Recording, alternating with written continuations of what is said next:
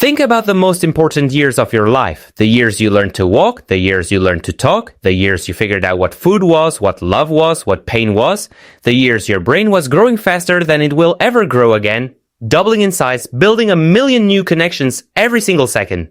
The most extraordinary period of cognitive development in all of human existence, and you remember absolutely none of it. Not 1 second. You were there for all of it, and it's completely gone. That is either the most fascinating thing in neuroscience or the greatest heist your own brain has ever pulled on you. Probably both. Let's start with the thing that keeps neuroscientists genuinely up at night. You learned more between the ages of 0 and 3 than you will learn in any other period of your entire life. That is not an exaggeration, not even close, as Nick Turk-Brown, professor of psychology at Yale University, put it. A fundamental mystery about human nature is that we remember almost nothing from birth through early childhood, yet we learn so much critical information during that time. Our first language, how to walk, objects and foods, and social bonds. Read that list again. Your first language, an entire language, with grammar, with vocabulary, with tone and context and nuance. You learned it completely, from scratch, before you could tie your shoes. How to walk, a miracle of physics and balance that took millions of years of evolution to perfect, and that engineers still cannot fully replicate in robots. You figured it out, before age 2. By falling down approximately 10,000 times and getting back up every single time, your brain during those years was not slow. It was not underdeveloped, it was the most powerful learning machine on Earth. And yet, as neuroscientist Flavio Donato of the University of Basel put it, it's a paradox in a sense. In the moment that the brain is learning at a rate it will never show again during the whole lifetime, those memories seem not to stick in the brain. Your brain was simultaneously the best learner it has ever been, and the worst archivist it has ever been, like a genius who never writes anything down. For over a century, scientists had a clean, simple explanation for this. Your hippocampus was too small. The hippocampus, the seahorse-shaped structure inside your temporal lobe responsible for forming and filing long-term memories, simply wasn't developed enough in infancy to store episodic memories. The hippocampus doubles in size in the first 2 years of life and eventually develops connections necessary to store episodic memories. So the story was simple. Baby brain too small, memory not saved, mystery solved, everyone go home, except. In 2021, a team at Yale decided to actually test whether the infant hippocampus could form memories, which, incredibly, nobody had actually done before. They took 26 infants aged 4 to 25 months. They put tiny babies inside an fMRI scanner, which, if you've ever seen an fMRI machine, is essentially a large, terrifying tube that makes extremely loud noises. Getting a baby to lie still inside one of those things without screaming is apparently, and I quote, no small feat, but they managed it. And what they found destroyed the clean, simple explanation completely. Brain activity was most elevated in the posterior hippocampus, the same part of the hippocampus adults use to process episodic memories. This was true in the case of all 26 infants. The hippocampus was working perfectly. In babies as young as 4 months old, the memories were being made. They just weren't being kept. So if the hippocampus was working, why can't you remember anything? Here's where it gets genuinely strange. Your brain was growing too fast, not metaphorically, literally. Recent findings have shown that there are high levels of neurogenesis in the hippocampus in early childhood, the continued production of new neurons, which taper out into adulthood. Your baby brain was producing new neurons at an extraordinary rate. Millions of new brain cells constantly arriving, integrating, rewiring, displacing old connections. Think of it like this.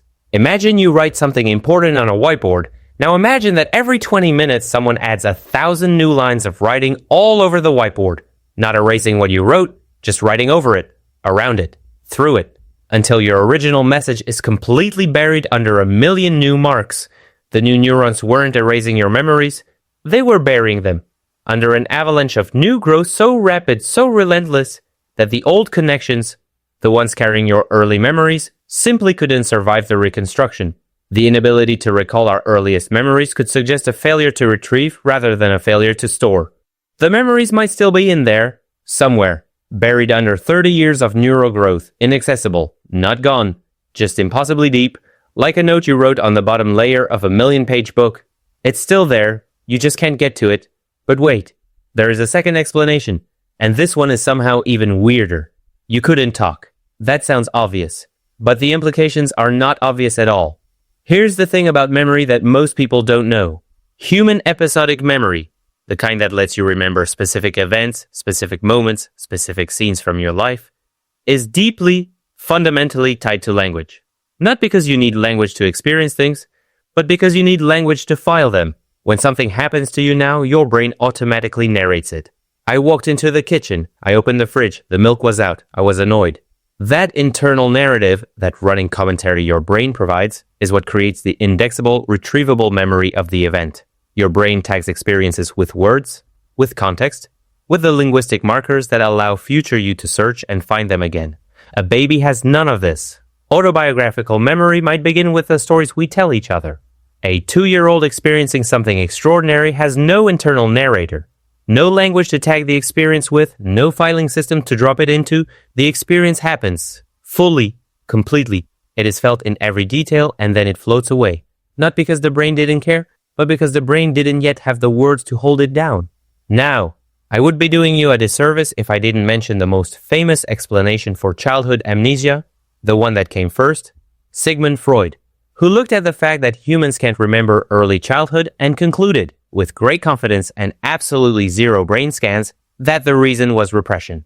Specifically, that babies are sexually attracted to their parents, and the memories of early childhood are so horrifying and shameful that the unconscious mind buries them to protect the child from the psychological devastation of having wanted to marry their mother. This is called the Oedipus complex. It is taught in universities.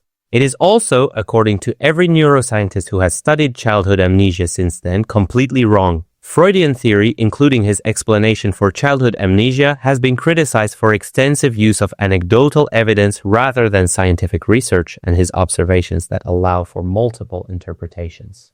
The real explanation has nothing to do with repression, it has nothing to do with sexuality, it has nothing to do with your mother. Your hippocampus was just under construction. That's it. Sorry, Sigmund. Somewhere inside your head right now are 3 years of experiences you will never access. Your first word. The first time you laughed, really laughed at something. The first person who picked you up when you cried and made everything feel safe. The first time you saw rain, or a dog, or the ocean. Moments that were completely real, completely felt, completely experienced by the person who is you. Even if we can't explicitly remember specific events from when we were very young, their accumulation nevertheless leaves lasting traces that influence our behavior. Those years didn't disappear. They became you. The way you feel when someone holds your hand, the way certain smells make you feel inexplicably safe, the way you instinctively trust some people and not others. That's not memory. That's something deeper than memory. Those first 3 years, the ones you can't see, can't find, can't reach, are the foundation everything else was built on.